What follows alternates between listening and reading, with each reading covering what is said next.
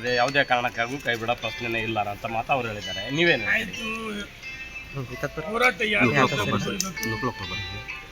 ನಾವು ಯಾವ ಪಕ್ಷದ ಆತ್ಮಾವಲೋಕನ ಮಾಡ್ಕೊಂಡು ಮಾತೇತರ ಹಿಂದುತ್ವ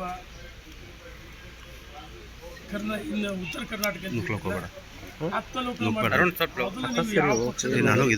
ಯಾರ ವಿರುದ್ಧ ಹೋರಾಟ ಮುಂದುವರಿಯುತ್ತೆ ಇದನ್ನ ಆತ್ಮಾವಲೋಕನ ಮಾಡ್ಕೊಂಡು ಮುಂದುವರಿತು. ಮಂಗೆ ನಮ್ಮ ರಾಷ್ಟ್ರೀಯ ಮೊನ್ನೆ ನೋಟಿಸ್ ಬಂದಿಲ್ಲ ಅಂತ ಹೇಳಿದ್ರು, ಕಳೆದ 2 ದಿವಸದಿಂದ ಫೇಕ್ ಅಂತ ಹೇಳಿದ್ರು, ಸೋಷಿಯಲ್ ಮೀಡಿಯಾ ಮತ್ತೆ ಶಿಸ್ತು ಸಮಿತಿಯ ಅಧ್ಯಕ್ಷನ ಭೇಟಿ ಮಾಡಿದ್ವಿ.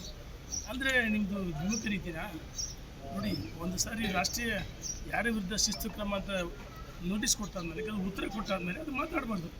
ನಾವು ಒಟ್ಟಾಗಿ ಒಂದು ಆಗಬೇಕಾದ್ರೆ ಕಾಂಗ್ರೆಸ್ ವಿರುದ್ಧ ಹೋರಾಟ ಮಾಡ್ತೀವಿ ಅಂತ ಹೇಳಿ. ನೋಡಿ, ಇವತ್ತು ಭಾಳ ಪ್ರಮುಖವಾಗಿ ನಿನ್ನೆ ದಿವಸ ಇಡಿ ಲೋಕಾಯುಕ್ತಕ್ಕೆ ವರದಿಯನ್ನು ಸಬ್ಮಿಟ್ ಮಾಡಿದ್ದಾರೆ. ಲೋಕಾಯುಕ್ತ ವರದಿ ಸಬ್ಮಿಟ್ ಮಾಡಿದ್ದಾರೆ.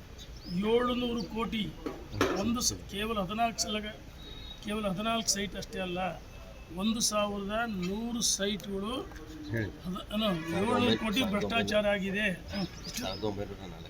1904 ಕ್ಷಮೆಯಲ್ಲಿ 1904 ಸೈಟ್ಗಳು ಸೈಟ್ ಮುಖ್ಯ ಅಲ್ಲ, 700 ಕೋಟಿಗೆ ಹೆಚ್ಚು ಭ್ರಷ್ಟಾಚಾರ ಆಗಿದೆ ಅಂತೇಳಿ ಇಡಿಯವರು ವರದಿಯನ್ನು ಕೊಡಿದರೆ, ಯಾವ ಮೂಢ ವಿರುದ್ಧ ರಾಜ್ಯದ ಅಧ್ಯಕ್ಷರು ಪಾದಯಾತ್ರೆ ಮಾಡಿದರು, ವಾಲ್ಮೀಕಿ ಹೋರಾಟ ಮಾಡಿದರು, ಭ್ರಷ್ಟಾಚಾರದ ಹೋರಾಟ ಮಾಡಿದರು. ವಿಜಯೇಂದ್ರ ವ್ಯಕ್ತಿ ಅಲ್ಲ, ಪಕ್ಷ, ಇದನ್ನೆಲ್ಲ ಅರ್ಥ ಮಾಡಿಕೊಳ್ಳಬೇಕು. ನಾವು ಒಟ್ಟಾಗಿ ಒಂದಾಗಿ ಹೋಗ್ಬೇಕಾದ್ರೆ ನಿಮ್ಮ ನಡವಳಿಕೆಯನ್ನು ಬದಲಾವಣೆ ಮಾಡ್ತೀವಿ. ಅವ್ರ ವಿರುದ್ಧ ಕ್ರಮ ಆಗಬೇಕು ಅಂತ ಬಯಸ್ತೀನಿ ಅಂತ ವಿಪಕ್ಷ ನಾಯಕರು, ರಾಜ್ಯದ ಅಧ್ಯಕ್ಷರು ಒಟ್ಟಾಗಿ ಹೋಗ್ಬೇಕು. ಅಲ್ಲ, ಇಷ್ಟೇ ಸಾಕು, ಅವ್ರ ವಿರುದ್ಧ ಕ್ರಮ ಆಗಬೇಕು. ಯಾಕಂದ್ರೆ ಈ ಹಿಂದೆ ಆಲ್ರೆಡಿ ಪಕ್ಷ ವಿರುದ್ಧ ಚಟುವಟಿಕೆ ಮಾಡಾಯ್ತು. ನೀವು ರಾಷ್ಟ್ರೀಯ ನಾಯಕರು ಏನು ಹೇಳಿದ್ರೆ ನನಗೆ ಮಾಹಿತಿ ಇಲ್ಲ, ನೋಡೋಣ. ಅದಾದ ನಂತರ ನಾವು ಒಟ್ಟಾಗಿ ಇನ್ನೂ ಭಾಳಷ್ಟು ಜನ ಸೇರ್ತೀವಿ, ಚರ್ಚೆ ಮಾಡ್ತೀವಿ. ನಾವು ದಿಲ್ಲಿ 100% ದಿಲ್ಲಿಗೆ ಹೋಗ್ತೀವಿ. ನೀವು ದಿಲ್ಲಿಗೆ ಹೋಗ್ತೀರಿ? ಯಾರ್ಯಾರು ಹೋಗ್ತೀರಿ? ಯಾವಾಗ ಹೋಗ್ತೀರಿ ಸರ್? ಯಾವ ವಿಚಾರಕ್ಕೆ ಹೋಗ್ತಾ ಇದ್ದೀರಿ? ಎಲ್ಲವೂ ಬಹಿರಂಗಗಳಲ್ಲ, ಕಾದ್ ನೋಡಿ. ನಾವು ದಿಲ್ಲಿಗೆ ಹೋಗ್ತೀವಿ, ನಾವು ಹೈಕಮಾಂಡ್ ಭೇಟಿ ಮಾಡ್ತೀವಿ, ಕರ್ನಾಟಕ ರಾಜ್ಯದ ವಸ್ತಿ ಸ್ಥಿತಿಯ ಮನವರಿಕೆ ಮಾಡ್ಕೊತೀವಿ.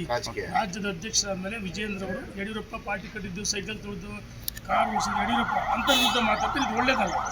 ಮತ್ತು ರಾಜ್ಯದ ಅಧ್ಯಕ್ಷರು ವ್ಯಕ್ತಿ ಅಲ್ಲ, ಪಕ್ಷದ ಜೊತೆಗಿರ್ಬೇಕಾಗಿಲ್ಲ. ಇವ್ರು ಪರ್ಯಾಯವಾಗಿ ಮುಂದೆ ಸಂಘಟನೆ ಯಾರು ಒಪ್ಪಲ್ಲ.